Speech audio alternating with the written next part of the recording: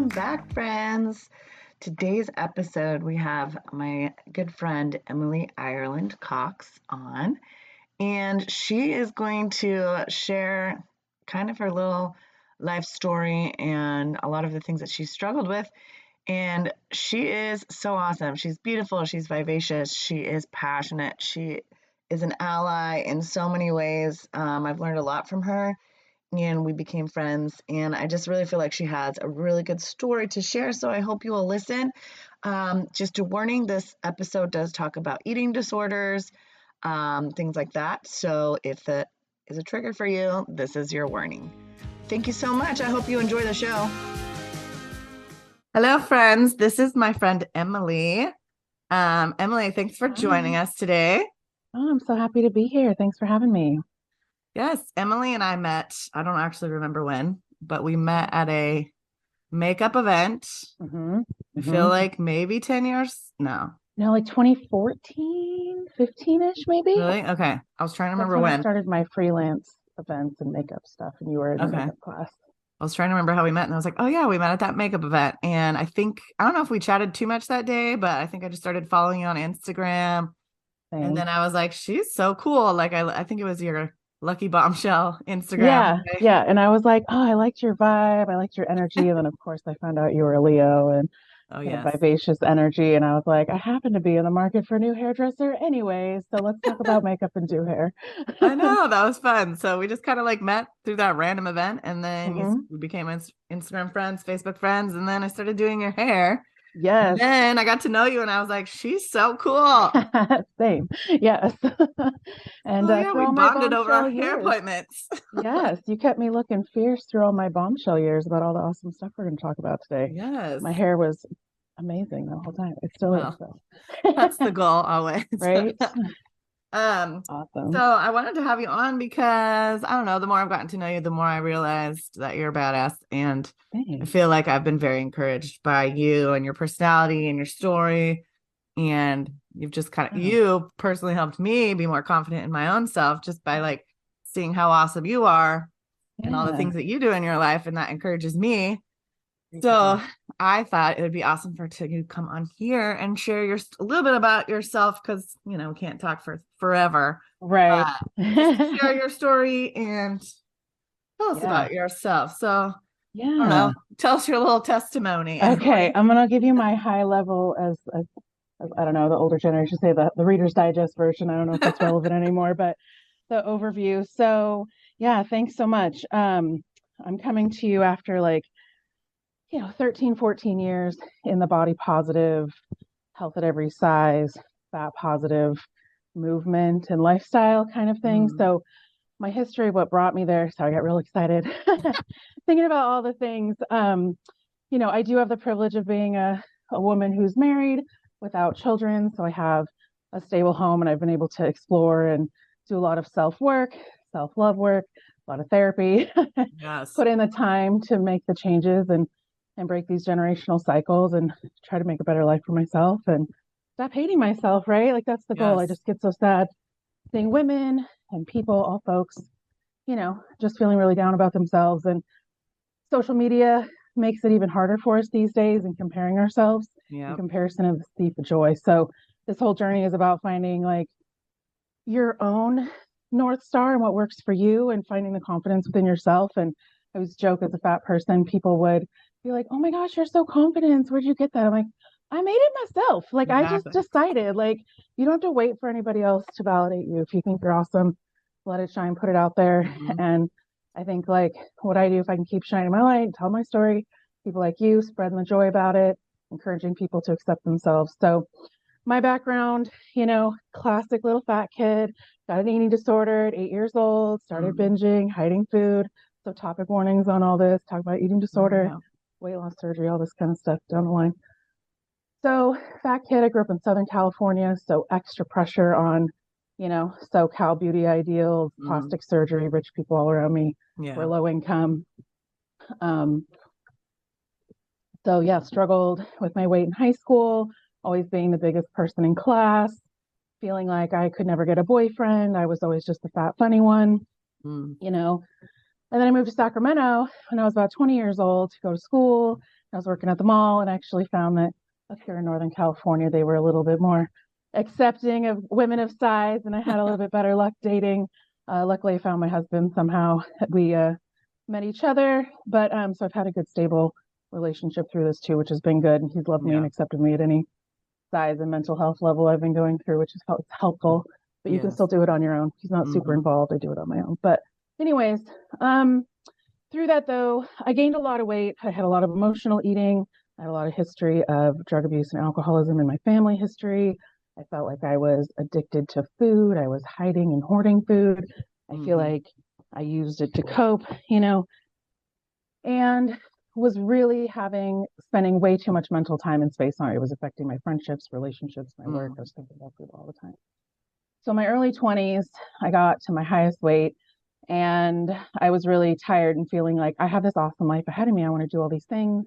I don't want weight to be the thing that slows me down or be discriminated against for this. So I was like, oh, I'm going to do something about it. So I went to Overeaters Anonymous, was my first foyer into self-help. And then the 12-step approach, take what you like, leave the rest, find your own higher power. I took a lot of great stuff out of that program, left a lot in there. I also kind of feel like the 12-step process fuels eating disorder behavior and enforces like good, bad foods and behaviors. So kind of be careful in that area, but good foundation. And then, I yo-yoed. I lost like 90 pounds doing that, and I gained it back. And then I went to Weight Watchers, so classic yo-yo story. I go to my doctor in my mid-20s. They're like, hey, well, you've been working on your mental health stuff. Let's fix your body size. Basically, let's do weight loss surgery. So I explored those options. I have existing conditions with a burst effect that made it not an option to do the full gastric bypass. So I'm actually, in hindsight, universe, big picture, very grateful for that. So I had the lap band surgery. I actually don't know if they do this one anymore because it has such a high failure rate, which is terrible that they still at 80% failure rate are like, yeah, let's put it in someone's body and see what it does, because being fit is the ultimate goal, right? So the lap band goes in. I'm like a perfect patient. I'm an overachiever. I do exactly what they tell me to do. I, obsessively weighing myself, measuring my proteins, all this stuff. I lose a lot of weight. I get down to like what I think is pretty ideal, like lower than I was in high school, wearing a size medium, like being treated like a regular person. Changing body sizes really messes with your mind too. And so, but I was sicker than I'd ever been. My hair was falling out. So here I am with like a BMI where they're like, oh, you're almost there. You're almost there. You just need to lose a little bit more weight. I can barely eat. I'm in tons of pain. My hair is falling out. I'm bruised all over. I get every cold that goes through the office, like sick all the time for like a year. I'm getting written up at work because my brain doesn't function because I'm like starving. So I'm thinking like, this is the best I've ever looked. This is what they promised you, right? I had the surgery, I did all this stuff right. And it's awful and terrible. And they're like, no, you're still not thin enough. And I'm like, I feel like I'm dying, not to be dramatic, but like my period stopped like a disorder, So I go in for surgery. That's the dramatic part. Real quick, I'll speed over this. But I go in for them to fix the lap band. They found it slipped out of place because it malfunctioned. I didn't do anything wrong. I thought I messed it up. It malfunctions. So it made me really sick. So I couldn't eat for like the last month I had it in. Lost a lot more weight, got way sicker. And they go in to fix it. And I wake up and they're like, oh, yeah, it really did a lot of damage in there. We had to take the whole thing out. Oh my gosh. Like, what? I was like, but, and they're like, you'll do fine though. You just lost all this weight. You'll do fine. You'll do fine. Just keep doing what you were doing. I was like, I could literally only do that because I had elective surgery. You place something on my stomach, right? So I get out of surgery. I'm recovering from that, having full like mental breakdown. Weight starts piling back on. Like, as soon as you go from starving to eating anything. So I go to my doctor. I'm having like a midlife crisis, can't function at work. I'm like, oh my God, you got to put me on diet pills. I've just recovered from the surgery. And she's like, how about we talk about eating disorder treatment instead of diet pills? So thank God I had a good doctor. So I did 9 months of intensive outpatient treatment. So 3 days a week. My job helped me with FMLA. And I went to 3 days a week for binge eating treatment. Fucking surrendered. Sorry, Chris. And that's where I learned all the stuff that I've been putting into practice for the last 13 years and how I decided to change my life. So sorry, that was a long story. Short, 10 minutes. But so that's what led me to, like, I was just so focused on, like a lot of us, like we change our body size, our life will be better. And so I Mm-hmm. do all this drastic stuff like a lot of people do to varying degrees, whether it's pills or detoxes or, whatever the fad diets are, over exercising, orthorexia, the Yeah. body dysmorphia is out of control. And so even when I was the smallest I was, like just that burn in my mind, that trauma of like, it doesn't even matter. It still was never small enough. You'll never Yeah. be small enough, no matter what you do to yourself to punish yourself.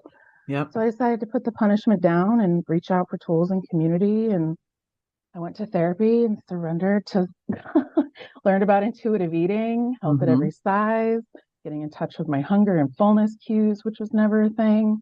I always just kept myself full to not feel anything. Yeah. So just a radical, just like surrendering. So, anyways, I have a lot of tools I've learned since then. I don't want to keep rambling on. We can go over them soon. But that's my background, what led me to doing all the work I've been doing the last few years. Yeah. I So, mean, that's a lot of inner work, as you were saying. yeah. Like, I've Yeah. struggled with some of these things myself and seen some of Mm-hmm. that in my family as well. So Yep. I can kind of identify. I don't know if I would say I had a full-blown eating disorder, but I would say I have a parent that probably has binge eating disorder, and I'm pretty sure that I've struggled with some of that myself. So Disordered eating habits. I've been bigger, I've Mm-hmm. been smaller. Yep. A couple of years ago, I did like the keto diet and I lost like 40 or 50 pounds and I was feeling great. But then I was really frustrated because everyone would be like, you look amazing. Like, just, Mm-hmm. I mean, and that's nice. But also, I was sitting there being like, so I looked terrible before. Like, now Right. is the only time you're going to acknowledge this. Like, Microaggressions it's nonstop. so, it's not, it's hurtful. And it's, Mm-hmm. people don't understand why making comments on your body and your weight loss and stuff can be really hurtful and traumatic, I Yeah. think. So Yeah. I get that. But Yeah. yeah, I appreciate your sharing your story Yeah. with us. So No. what were some of the things that you did in this journey to kind of like start loving yourself? Mm. Like the first few things that you think, well, not Mm-hmm. few, whatever, Yeah. whatever you think. Yeah. The first steps, like going through treatment and stuff, what I learned, like I said, the intuitive eating, like just getting in touch with your own Mm-hmm. body. And I feel like you have to have a lot of self-compassion because when you're coming from a place of Mm-hmm. whether it's full-blown eating disorder or just disordered eating or body dysmorphia, just any place of that. And I know right now a lot of the rhetoric is on like love your body, body positivity, um, be positive about it. But sometimes you really just have to start from like a neutral position. Like, Yeah. how about I just not hate my body first? Can we get Yes. there first before I'm like, oh my God, I love all my stretch marks and curves. Yeah. I'm beautiful, so beautiful. Because that's a stretch sometimes. You just Yeah. have to get to not get out of the darker places. So I think Mm-hmm. realizing just a radical self-acceptance of like, this is where I'm at, this is where I Mm-hmm. am, I'm not good or bad, I'm not a terrible person.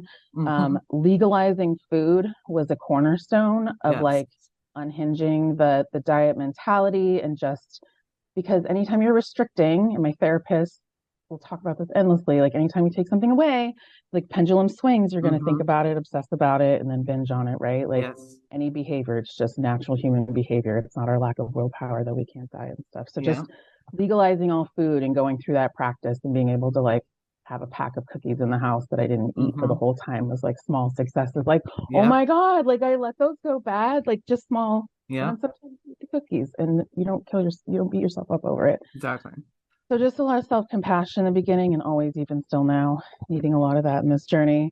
And then looking into like health at every size. There's a book about it, Mm-hmm. and just the movement about it, and realizing like accepting your body isn't saying like, I don't care, I'm just going to give up on myself. It's Yeah. saying like my size and how much space I take up and my number on the scale isn't the most important thing. Yep. So, if I have a history of diabetes or high blood pressure, like you get to decide what your health factors are and Mm-hmm. work with your doctors or not on what you want to take care of yourself. Learn how to take care of the best care of yourself. Yeah. That's what health exercise. And then like again, just body liberation, like liberating yourself from the ideals and finding what's awesome and finding your own beauty standards and your Yeah. own best hairstyle and the ways you want to dress and finding your community. So again, just those are the cornerstones of like the things I've Mm-hmm. had to continually work on, and that really helped me in the early years of like, oh, and radical self-acceptance is hard, constant. You're just like, well, Yep. this is what it is, this is where I'm at, this is what led me here, and this is how I want to take care of myself going forward. Mm-hmm. So And it's a journey because you got to keep doing it. I think every day sometimes. yeah, and here I am, what, like 13, 14 years into this, and I had a little blip that kind of bumped my eating disorder a little behavior because I started doing some wonky things again and had to go back to therapy a little more often. I was like, okay, Yeah. sometimes you're out there flying thinking you got this all dialed in, and Mm-hmm. we want it to be something we can fix and achieve, but it's a lifelong, just because culture's not going to change. And we Yeah. start this movement. I did all these events, you start these groups and communities, but we can't really change everybody's minds all at once. We just have to change it within Yeah. ourselves and our own communities and create Mm-hmm. things we want so we can live. Yeah. I started following a lot of different people and things, I Yes. don't know, groups like because of you, honestly. I don't Mm-hmm. remember who they were specifically, but I don't remember where I decided or heard to do this, but I decided to kind of curate my Instagram. Yes. Yes. I was like, you know what? I'm not going to follow the Kardashians. I'm not going to follow this skinny model that I've never met in my life. Why am Mm-hmm. I following all of this stuff that brings nothing but like self-hatred to my life? Mm-hmm. So Mm-hmm. I started following plus size, mid size, body positive models, random Yep. people, just all of that, and just like real life people. And that Mm-hmm. was like so helpful Yeah. to me just to see like normal people. And I'm like, oh my God, look at this beautiful plus size, beautiful woman here who's just loving herself and she's sexy Right. and she's showing it and she doesn't care. And that was really helpful, I think, for me. And I think Mm-hmm. we spend hours scrolling on things. And now with like TikTok and stuff, it's kind of cool because it'll curate some of that for you. Yeah, the So, algorithms can go yeah. So now awry. it's like I have all these mid-size, plus size, like fashion bloggers and like body positive people. So that's really cool. But Yeah. and then I started to get into fitness, which is a whole other like maybe conversation. I don't know. But But then it's like a slippery slope. You want yeah, like body positive fitness and yeah. like just, different able bodies doing things. Hmm. And it's a slippery slope. Like you watch one video that accidentally starts Yeah, talking about weight loss, and then your algorithm's like, you want to hear about all this other exactly. bullshit. You're like, So no, annoying. And I just try to regular report fitness. that stuff, honestly, like Yes. if I'm on Facebook or Instagram, like I don't want to see this. Mm-hmm. But so much of the majority of fitness influencers and stuff too Mm-hmm. are just like naturally gifted, blessed people who are some of them are working hard, some of them are not, and they just, Right. fix themselves somehow. But that's Yeah. not healthy for me to see all the time. No. So, And we all there's have different genetics, like even exactly. comparing yourself to other people, like we're built differently. Like Mm-hmm. we're not all supposed to look the same. And so it just Yes. enforces that. So yeah, curating your Yep. your social media is the best like way to create your little like cocoon. Mm-hmm. Like you can totally block stuff, spam Yep. stuff, unfollow. Exactly. Makes you feel like crap about yourself. Yeah. Unfollow it Why do we immediately. need this in our life? Right? It's like if Right? you eat one thing that makes you want to throw up, why are you going to keep eating that thing? Same kind of thing with Exactly. Instagram and social media and all that stuff. So Yeah, for me, that was exactly. like a big part of it. And then, Mm-hmm. starting to follow also like plus size, like or mid size, whatever, like fitness people was really Mm-hmm. helpful for me because I always felt awkward in the gym too. I'm like, I like to work out. Then Right. I finally started to fall in love with fitness, and then I had a whole other journey with that. But being in the fitness world as a bigger person is very Mm-hmm. different. And I know Yeah. you have like a really awesome trainer that you go to that I follow. Yeah, And shout out to then, Wendy Welsher, My Gym Fitness. She just started the My Gym too, the Joyful Inclusive Movement online mhm. Yeah, she's community awesome. stuff. Yeah, so she was my, just side note, she was my bartender, and then she started to become a coach and fitness trainer. And so I was like, you can practice on me because I was a workaholic Nice. and needed someone to tell me what to do to Yeah. relax and exercise.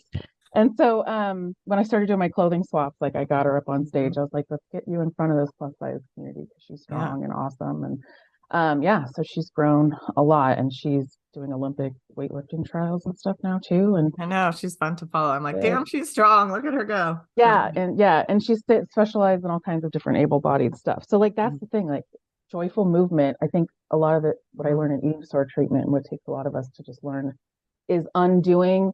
Like, is like we don't exercise because it's so associated with just Yes. doing it to lose weight, and then if our Mhm. bodies don't change, we stop doing it because we didn't get the result. But Yes. like our bodies are meant to move. Like Hmm. it's good. We need endorphins. It's healthy. Hmm. Like we live sedentary lifestyles. We're not out working fields like our ancestors were. Like Yeah. we need to move and have it feel good and look good while we're doing it, and not have it be like punishment. Hmm. That's a big part of your, I think, most people's self-love journey is Mm-hmm. realizing, like, hopefully anyways, that fitness is for us to live long, happy lives. It's for you to Yeah. be able to play with your nieces and nephews or your grandkids, or to be able to go on vacation and go on a beautiful hike, or to pick Climb stuff upstairs in up. Italy. Yeah. Exactly, like lots of stuff. And I hated fitness so much because I just felt like I can't do it. I was not sporty, didn't do any of that stuff. And I always I hated going to the gym. And if anyone freaking acknowledged me at the gym, I'd be pissed. And if I went to a class and some skinny lady next to me was like, "Woo me!" And like during the thing, I'd be like, "Why are you acknowledging my presence?" I was Yes, so mad just and like ignore me. embarrassed. Yeah. Then I started, I don't know, I just started to fall in love with it. And I realized I'm like, this is fun. Mm-hmm. Not always, but it Right. challenges me and I like doing this and I really enjoy weightlifting. Mm-hmm. So, I hate cardio. Fucking hate it. Yeah, I hate it. I know. I tried to I like dancing and stuff. Like you So boring. dance. I Yeah. like dancing. I used to be on dance teams and stuff in high school. I did Mm-hmm. that to get out of PE. And then I got to wear sparkles and spandex too. But it's always fun. Yep. But yeah, movement too. So I'm always thinking too, like what other movement can I do? Mm-hmm. Me Like I too. got into kayaking, which I really love because I was like, oh, I have good Yeah. upper body strength. Other types of activities, things I didn't think I could do when I was bigger. I'm like, oh, Mm-hmm. kayaks hold a lot of weight and they're super fun. It's easy to do. Yeah, that's the whole active lifestyle thing. That's what the goal is. And you Hmm. can find joyful movement in literally anything. If you can Hmm. dancing, kayaking, hiking, Right. walking, Hmm. whatever. So that's important, I think. So I love Yeah. that you had shared about all of that with me too. Yeah. Yeah. I used to punish myself really bad with exercise. Ugh. Like back in the 90s, we just had those magazines. I'd cut out all the workouts and make binders and force Oh wow. myself to do little workouts, just like Yeah. sick to do weird stuff. So just Mm-hmm. healing that's a big part too. Like Oh yeah. body's meant to move. And even when I sprained my ankle recently and lost a lot of mobility, you're just like, oh, you got to work on yourself. I have to be strong enough. Like, if Yeah. I'm going to carry this body, I got to be strong enough to live a life Mm-hmm. in this body. So I got to Yeah. keep my base level of fitness and strength to live the life I want to live too. Mm-hmm. So, Yep. hmm. Um, you shared about your clothing swap Oh, stuff yeah. that you did for a little while, and we've talked about that a lot, and that was a pretty cool thing. Hmm. Tell us a little bit about why you wanted to do that. Oh, yeah. So I always had a love for fashion. I wanted to be a plus size model when I was a teen, and that wasn't really a thing in 1997, 8-ish. I Mm-hmm. worked at Lane Bryant back then. I was going to school to get a fashion degree when I moved here in Sacramento, but like fashion merchandising. So I've just always had a thing Mm-hmm. and always wanted to secretly own a store. And I just love the community. And it's so hard when you shop with friends, when you're Mm-hmm. only one of size, again, mid size, where you're like in that awkward, am Yep. I like a large XL or do I need to go to the plus size Yep. section and be by myself? Or when you're plus size, you're like, oh, they only go to a 2X, 3X. I'm going to Yep. be alone shopping while my friends are having fun. Yep. So just missing out on that whole experience and wanting plus size people to feel special. So when I got into the body positive community, I started going to these cool events in the Bay Area, and one of them was called the Fatty Affair. We're trying to reclaim the word fat, right? Yeah. And just dismantle the sting behind it because it's just a descriptor, right? So it's Fatty Mm-hmm. Affair, like 2013, and it was this cool speaker event with vendors, and I met the author Reagan Chastain there, and this big group of dances with fat, and these fat belly dancers came in, and they had a clothing swap Oh. going on the side. And I went home with all this awesome clothes, and my friends were like, I got so many compliments. They're like, where'd you get those cute clothes? I'm like, oh my God, I went to the clothing swap. Oh, how cool. So I lit that fire. So in 2014, I think I did a clothing swap with my therapy group back in 2011. We did a small one, so it kind of lit my fire. And then I went to that Mm-hmm. event and I was like, okay, I just need to plan it. And I'm an event planner in my day life, so I just kind of make things happen when I Mm-hmm. want it to happen. So um, the first clothing swap was in 2014. My friend Beth, who's a photographer, she has a studio space downtown. I met her through our Mm-hmm. Beyond Hunger eating disorder support group. Whoop, Mm-hmm. whoop. She's fine with me saying that out loud. And so she offered me her space. So I just put it out on Facebook that we were going to do a swap. I collected clothes, put out tables, organized it by size, pay $5, bring a bag, take a bag. Yeah. And it was such a blast. And I had such an exhilaration from it. And then coincidentally, the next year I got laid off from my full-time event planning job and I started my own event planning company. So I was like, well, I'm gonna do clothing swaps and lucky bombshell events and Yeah. do body positive events with my own production stuff. So I did like 2 to 3 big events a year from like 2014 to 2019. And Mm-hmm. we had a plus size clothing swap page and created an awesome community. And then along the way, oh, and I invite like plus size like local Instagram models or Mm. influencers to Well, that's come and be cool. stylists, and Mm-hmm.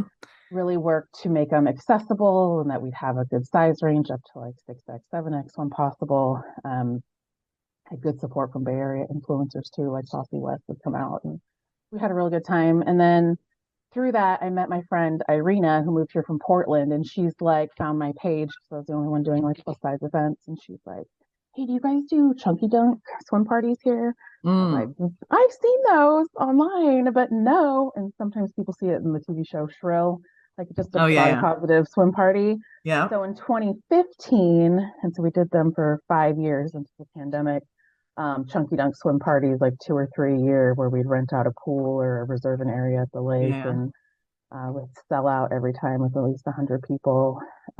Just really joyous, creating safe, like public spaces, like, Yeah.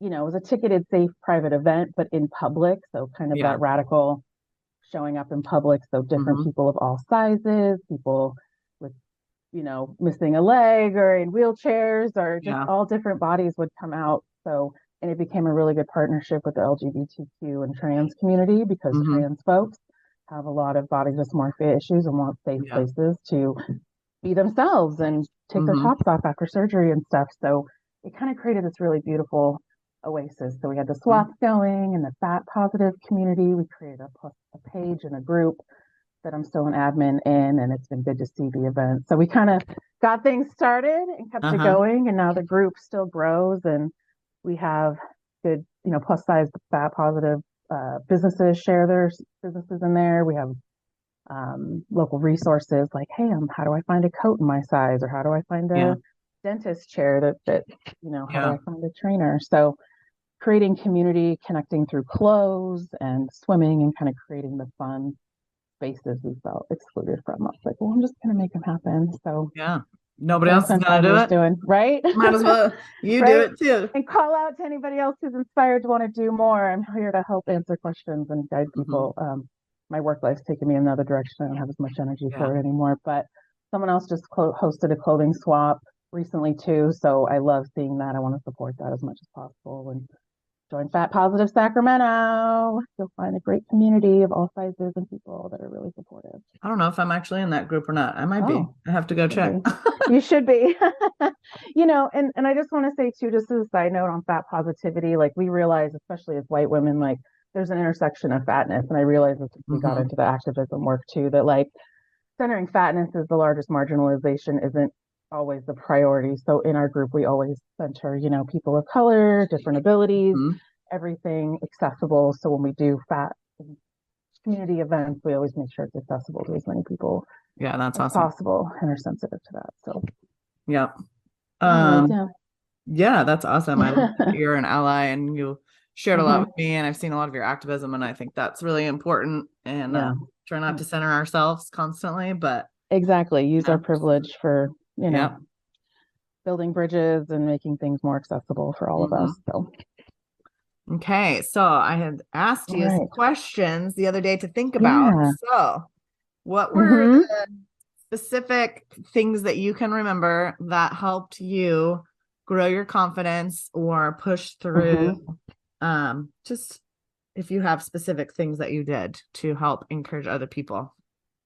Yeah, let me think. I would say the first thing I did to grow my confidence in myself was seeking help in the Hmm. beginning, like whatever level was. Like I said, for me, it was eating disorder treatment is what it resulted in. But Hmm. whatever level it is, to get out of whatever dark place you're in with body image or eating Hmm. issues, if you feel like you're in a bad cycle, like asking for help, start with baby steps, growing your Hmm. community, because that is investing in yourself and saying that you are worth it, Hmm. to put yourself first, and that you Yeah. deserve to take up space, and that Yes. you have feelings that are valid, and you deserve to feel good, and you deserve to get the help and support that you need, whether that's therapy, Hmm. whether that's a support group, whether that's just joining a community, starting to work out, whatever it is for yourself, like Hmm. asking for help. So like growing that confidence, and then being and actually showing up for myself Yeah.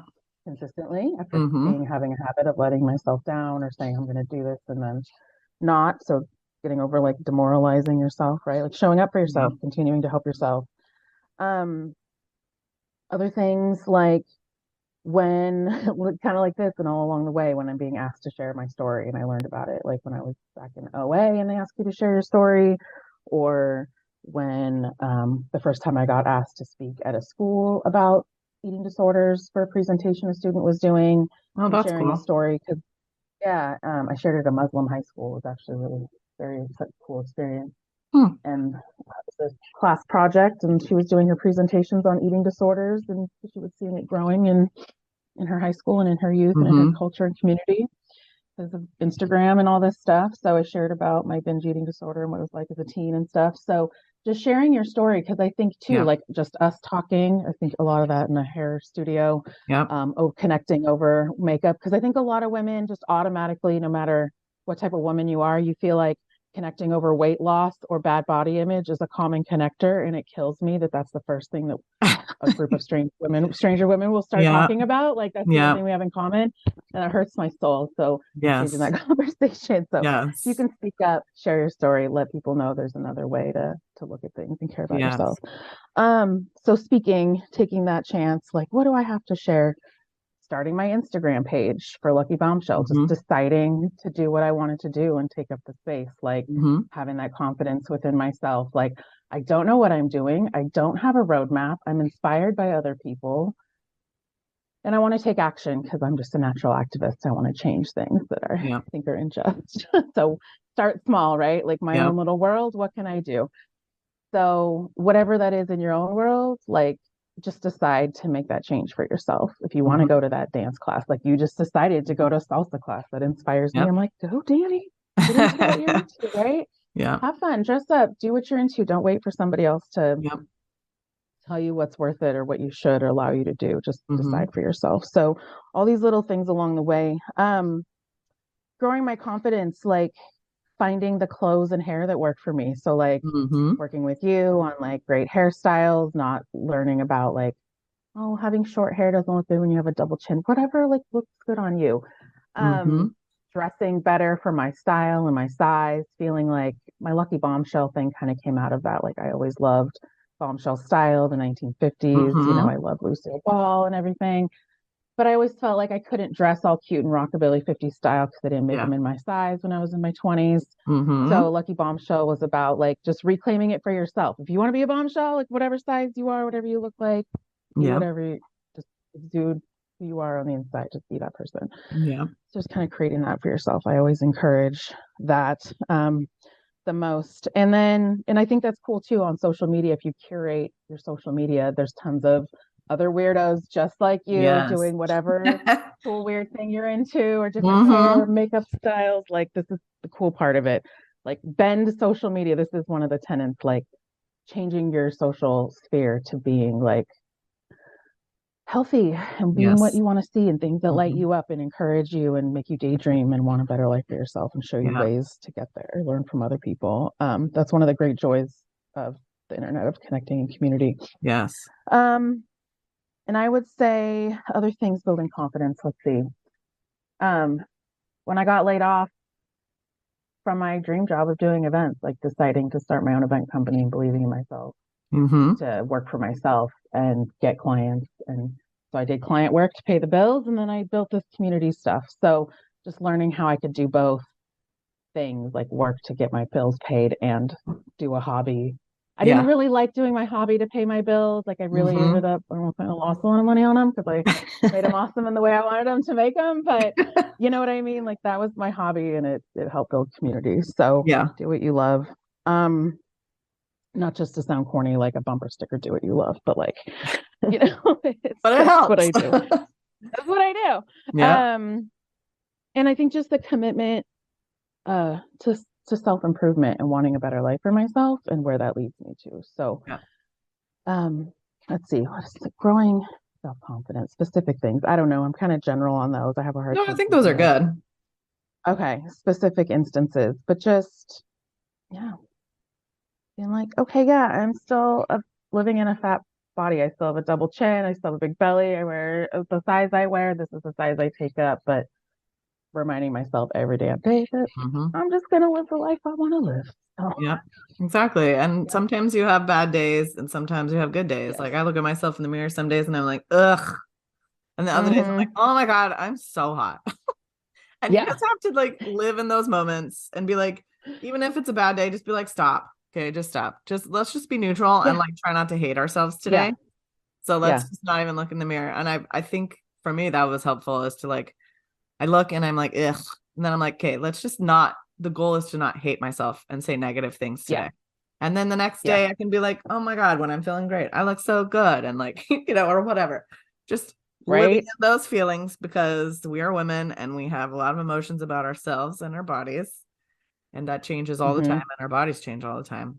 So I think that's helpful. Middle age.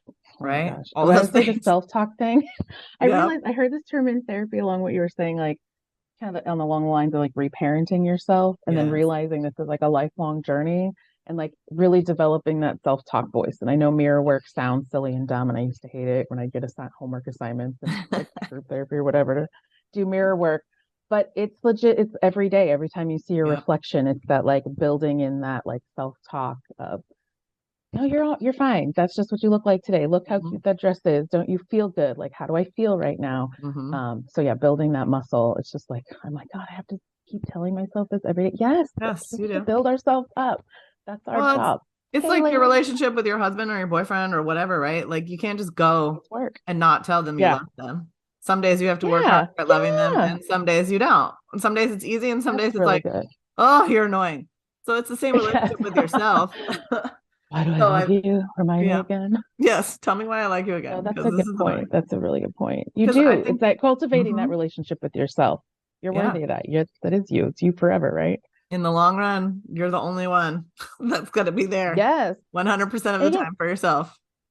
Even I've been with my husband now, like just had 22 years since our first date, but like this is still my relationship. So even though I have like someone with me, like I'm still on this journey, and just his validation doesn't like cure me of it. No, like I still have all these days. He's like, whatever, you look the same to me no matter what. And I'm like, you don't know that, this is me. You still have to deal with your stuff. So, and I think that like sometimes women think that if they find a relationship with someone that accepts them for who they are and what they look like, that's just going to magically fix everything.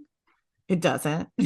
I'm not married. I'm not currently in like a relationship, but I've been in them, and it doesn't, it's nice, but it doesn't fix all the internal issues. It just, many times as a man tells you that everything about you is so beautiful and he loves that part of you. Yeah. It doesn't matter unless you love yourself or you accept absolutely yourself. True. So, but I still need to hear it every day. Yeah. Yeah. But yeah, you're still gonna not know. Yeah. Every day, and you can't rely on them to like build you up and fill you up. You got to like find it within yourself every time too, and that validation is true. It's like, well, it's like anything you're promised. It's like there's no white horse, there's no Prince Charm. You know what I mean? Like we're saving ourselves, your sisters. And then I think every day. I've heard it recently, and I've been really trying to put it in place. Like we teach people how to treat us, right? Yes. So I'm teaching you how to treat me by the way I speak about myself in front of you too. So like, even if we have a boyfriend or a husband or a girlfriend or whatever, like if I'm being negative, that's a lot of work for you to deal with me too. But we're teaching people how to treat ourselves. And so I think it's important for us to remember positive self-talk, or just not being so negative, if that helps other people treat us better as well. I mean, think about it. Like if your partner, if all you're doing is being negative and shitty about yourself constantly, don't you think that's going to kind of rub off on them? And then don't you think like that attitude, they're going to be like, well, if they don't even think that they're even worth it, why am I even doing this? I mean, I feel like that's negativity. Is it my job to lift you up? Yeah. So like we have to work on that for ourselves. And I think that's something I would do. Well, and it's a good thing too, like treating people how to treat us, like they say, like bad discrimination or in the workplace, and thinking about that too, right? Like I used to make a lot of self-deprecating jokes, try to break the ice, because I just assumed everybody was thinking about my size. But now when weight stuff comes up, I change the subject. I don't need to necessarily be a fat positive killjoy all the time. I like correct people on diet industry stuff, but I can like change the conversation or advocate for body sizes or whatever, just not say bad things about my own self or joke about my size or anything. And I'm definitely not perfect at that. I'm trying to do that too, because I've definitely been a self-deprecator make comments all the time. And you know what? It's exhausting. And when I see other people that do right? the same thing around me, I'm like, oh my God, shut up. And then I'm like, oh my God, I do the same. Right. Stop. Right. Again, continual. And I just started a new Yes. job. So I'm now around all new people and new, Yeah. you know, I don't know who talks about what at the office and navigating new people. And then I'm like, oh, Yep. why did I say that? Why did I get looped into that conversation? So just Yep. Reframing. Treating people how to treat us. Yeah, reframing the narrative too. And I get to have this interesting experience right now because my niece is living with me with my brother and she's 7. She has a mom who has an eating disorder. And she's like takes after my side of the family, very stocky, and then was never going to be skinny. Right. And so we've had comments and I'll be like, oh no, that food's not bad. Food isn't bad. You know, sometimes things aren't as good for us, but that doesn't mean food is bad. Or like, you know, just because someone's fat doesn't mean that's bad. Or I'm trying to remember to say nice things about myself and her around her because, you know, we all, most of us probably grew up with either the almond moms, as they call them, or the grandmas who would be like, oh, I have vivid memories of my grandma, my cousin and I going shopping, and we do a little fashion show when we come back to my grandma. And we would joke, we'd be like, okay, wait, grandma's going to love that, but she's going to say, you should have got that in black. Black is so slimming. And then we do our fashion show. Right. And then grandma would be like, oh, that's so pretty. But you should have got that in black. Black is so slimming. And then my cousin and I would just die laughing. And she's like, my grandma's like, what? Why are you laughing? And we're like, nothing. And then my other grandma would just like pat you on the tummy and ask you if you've gained weight. And like, before I even like, you're started so my pretty. journey. You're so chubby. Yes. I had to yell at my grandma, and I was really proud of myself because this is before I ever started any journey. My little Nana, love her so much, but every time I saw her, and this is probably when I was at my biggest, I was in beauty school, and she made another comment, and I was just fucking over it that day. I was like, Nana, every single time you see me, you tell me I'm fatter, and it's obviously not helping because I just keep getting bigger, and it's not nice, and I don't like it, and it hurts my feelings. And I yelled about it, basically, not yelled, but and she was like, I don't do that. I'm like, Nana, every single time. So please stop. It hurts my feelings. And then she was like, oh, okay, I'm sorry. I don't want to do that. And I'm like, thank you. And she never really did it again. And I remember my mom saying she had to make some comment to my grandma when she got dementia the last few years ago. Same kind of thing. And my mom is small. And my Nana just has always been that way. Like, loves to make comments. They're wired that way. The generation too, they're just wired that way. I feel you, but it's good you had to stand up. I had to stand up to my dad too. And sometimes we have to stand up for ourselves. We treat people like it's not okay. These comments, they don't mean to say it. They're wired to say it. They care about you, but they just can't freaking help themselves. And it's not helpful. And you want all these bad memories to be like every time I see you, I feel bad. No. Yeah, I want to associate good times with you. So I think, that's the hardest part. It's important standing up for yourself sometimes with your family, or if they're like, oh, because my family is very healthy eating now, and I don't want to go into that, but I'm a healthy eater enough, but you know what I mean. So it's just, I'm trying to be like, no, I'm going to eat that. You know, not all food is bad. Not everything. It comes down to a gluten allergy. Sugar is not addictive. You know, all these things. And I realized. I don't know. Have you heard of the book, the Fuck It Diet? No, I haven't. I really loved that book. I listened to it and it was so good. And I think for me, that was like a couple of years ago, where I started to just be like, food is not bad. Food is not a moral thing. And when we restrict, like you were talking about in your, you know, therapy and stuff. Yeah. That was a really good book for me to read. And I'm like, I can eat whatever I want, whenever I want, however much I want. And then when you allow yourself to do that, I haven't wanted to just sit and eat a whole pack of cookies or eat an entire bag of chips anymore. Right. Like, I can eat this whenever I want. I'm not going to feel bad about it. I can have like a little handful and it's okay. It's not going to derail my entire life's work here. Right. So. And they always say like, oh, moderation, but it's not just moderation, because they do like, oh, moderation. It's either, and that's the thing too. I would say the biggest thing in this whole journey is like, the underlying thing is alleviating that black or white thinking, good, bad. Like it's living in the gray. Every day is living in the gray, right? Like there's no right way, wrong way. There's no good food, perfect food, no thing for you. And what's good for you in your 20s, your body's going to change in your late 40s. And I talk to so many women now. I even talked to someone who was a vegan and vegetarian through all the 70s, 80s, 90s. And then was like, when I hit perimenopause, like I just had to have protein. I had to start eating meat again. I had to like, and she goes, and I feel so much better, so it goes in all the ways. And this is like our lifelong journey with ourselves, of having to learn what's best for us, figuring out for ourselves, finding out what works best for ourselves, like, and eliminating entire food groups. Again, vegetarian, moral issues. I totally understand vegans, but there's a slippery slope with like the vegans and cutting out gluten and carbs and jumping on these things. It's like you can't just, there's no one magic bullet or panacea. Like you can't just cut out carbs and feel like my life is safe. That's not how life or science of the world freaking works. We just make this shit up. Sometimes that works for people and sometimes it doesn't. But typically, if you have disordered eating issues, when you completely cut something out, all your brain wants is that, and forever that's what it is. But like finding that food freedom is really important. And I'm like, I want to travel and I want to be able to eat, pasta in Italy and tacos in Mexico, and I want to be able to eat the good food and celebrate. We experience culture through their food. That is culture. It's like such a good part of it. I love that. Think about all the things you'd miss out on if all you're doing is eating salads everywhere you go. That's fucking miserable existence. Right. I love me a good salad, but come on. She just went to Atlanta for work and she was talking about all the food. She's like, yeah, of course she had to make a comment like, couldn't even care about my diet when I was traveling. I'm like, yeah, you need to eat the food. If it's a full meal when you sit down in the South and that hospitality, they're feeding you all that good stuff. Like, that's the South. Like, whatever. My grandma was Southern too. So like we always had lots of desserts and rich food and delicious food. And, part of the, but then listen to your body, and then the next day, like you can eat differently, but not punish yourself for it. Yeah, exactly. I'm tired of feeling guilty after every time I eat food, and so I've decided I'm not going to do that anymore, and I'm not going to let anyone else make me feel guilty about it either. So that's part thing too. It's the morality. I like what you said. I always go back to that. It's not a moral. Your food choices don't determine your morality as a person, whether you're a good or bad person. Like everybody's different. Yeah.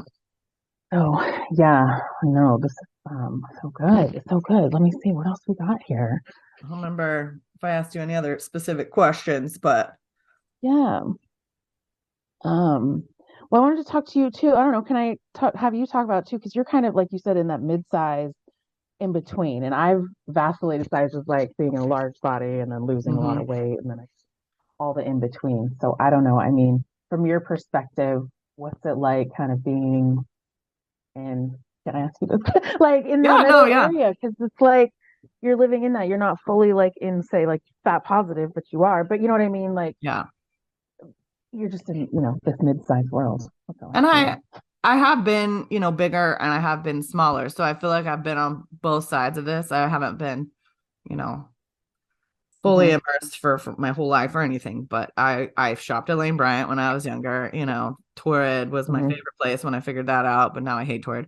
Anyways, it is hard because I have a body shape that is not necessarily celebrated. I carry a lot of my weight in my stomach. And I have really thick muscular legs. So it's hard to find things that are fit comfortably, that look cute, that I'm not self-conscious about. Like it is hard, but I appreciate a lot of these like mid-size, people too. And I don't even know if I count as mid-size right now. What is mid-size? Like 8 to 14-ish? I don't know. Ish, yeah. I don't know. It really depends. Again, in one brand, like large to 1X, size, depending on the brand. Yeah.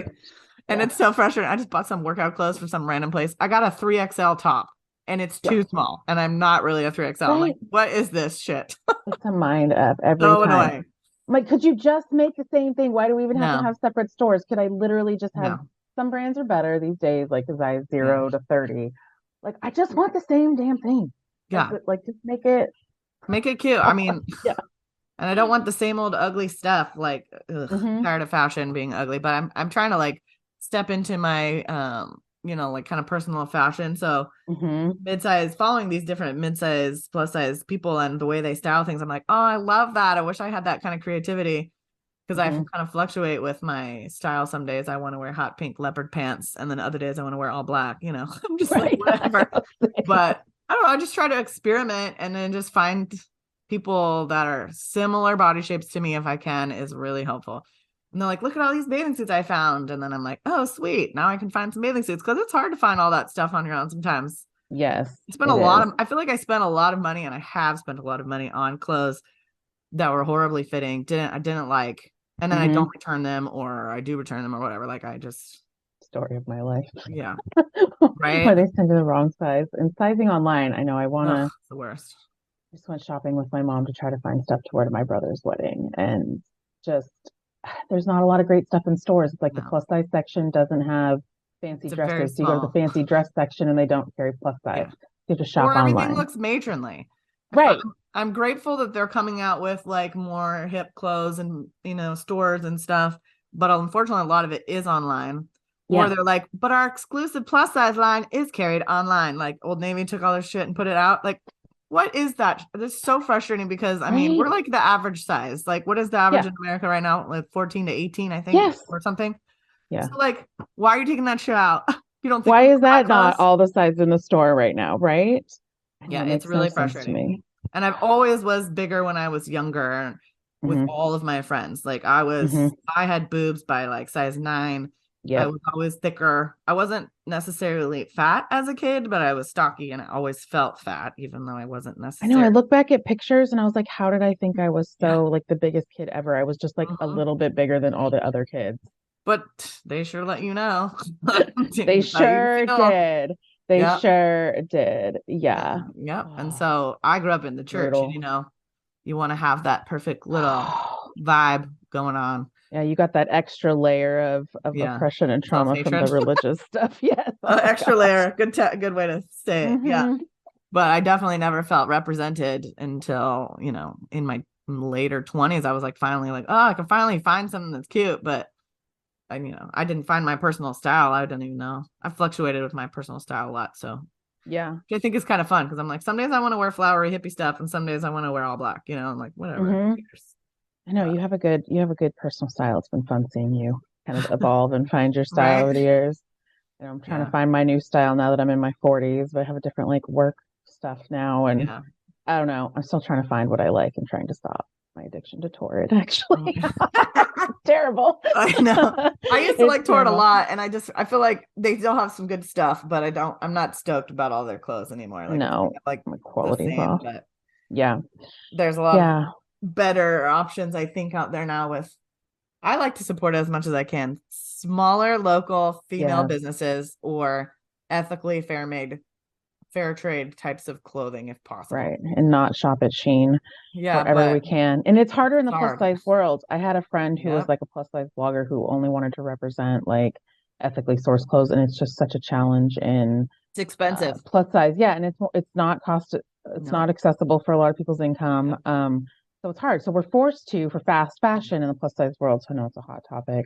Yeah. I do want to say one thing I remembered that was like a piece of advice that like really helped me in my journey, especially because I've changed sizes. I feel like everybody who's known me for over 5 years has seen me at like a million, like all the different sizes I just exist in. But one of the, not like an advice thing, but what really helped me and with the clothing swaps, because again, we're swapping clothes. Yeah. We all have a different range of sizes. Like you might have everything from like a size 8 to a 14 in your closet. I have everything from an 18 to a 24 in my closet, right? So what helps me, my takeaway here too is because if you fluctuate, just keep whatever fits you in your closet. You know what I mean? Yes. Keep bins of like smaller or bigger in your garage or whatever, but only wear what fits you and don't pay attention to the number on the size because every brand is freaking different. And as fast fashion grows, again, you're a 1X in one thing, a 3X in another thing, a size small in one thing. So just keep what fits you in your closet. A lot of people do that, like, oh, my inspiration outfit or this whole half my closet stuff that's too small for me, so it tortures. It's not going to inspire you. It's just going to make you feel worse about yourself. It's true. These are my fat clothes. These are my skinny clothes. Like, come on, let's talk. I had to go through my closet recently and do that. I'm like, none of these jeans fit me. You know what I'm going to do? I'm going to go try to sell them at a consignment store, and I'm going to get some new freaking jeans. And I'm not going to be sad about it. Yeah. Clothes are supposed to be made to fit you. You're not supposed to fit into clothes. And I have to remind myself of that all the time. Yes. Bodies are different. All bodies are different. Clothes are made to fit you. Yes, that is huge. And that's been like, again, that radical acceptance. Like, it doesn't matter what size I am right now. Bodies change especially a lot of people's bodies have changed through the pandemic. Yes. Things have been rough the last few years. If you leaned on food or not, or workout, whatever. Like having compassion for yourself, like you just got to buy what fits to feel good to come out of this and and then adjust, but just where the base is feeling good, right? Like you want to feel good in our clothes, feel good in your body. Tight pants don't make you feel good. No, right? I can't breathe in these things. I don't want to right.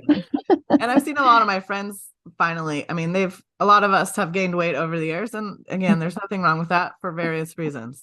Doesn't mean anything about yourself. And seeing my friends kind of learning how to accept themselves and like style themselves and like get into it. And I think, people want to talk shit about social media all the time, but I think it can be really helpful. Again, when you curate it and you make it for you and it's not toxic, it's great because we can find other people like us because we don't always see that in real life sometimes, and it's nice to be like, God, there's a huge community of women exactly like me out there. They may not be my next door neighbors or in my job, but they're out there, and it's really helpful to find your people.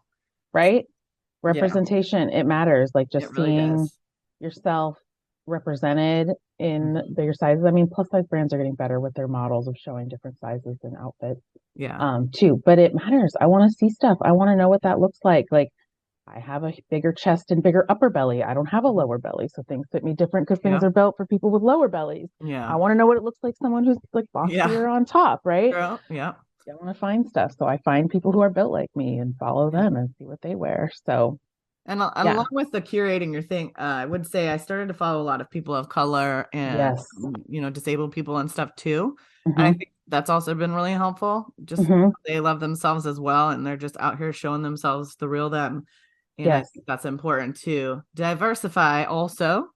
Yeah, because all bodies exist, not just what we see in this narrow lens. Because if you're out walking in public, you see all the people. Why is it that social media doesn't need to be like the old school magazines where you only see what the media content creators want you to see? And I think as women, we should try to remember to compliment each other and make it not compliments about our size necessarily. So, or if you want to tell somebody they look great, that's great. What's your opinion on how do you compliment somebody on you look beautiful without making comments? Like if somebody lost weight or if somebody gained weight, how do you say that without making about their body? Like what are your thoughts? This is good. And I consciously try, especially because I have a lot of nieces. I'm an Auntie M now, and I have a niece who's kind of, either like old school tomboy or gender fluid right now, not super girly. So where my other niece, I'm like, oh my gosh, you're so cute. But she's also like into horses and she's tough and she's smart.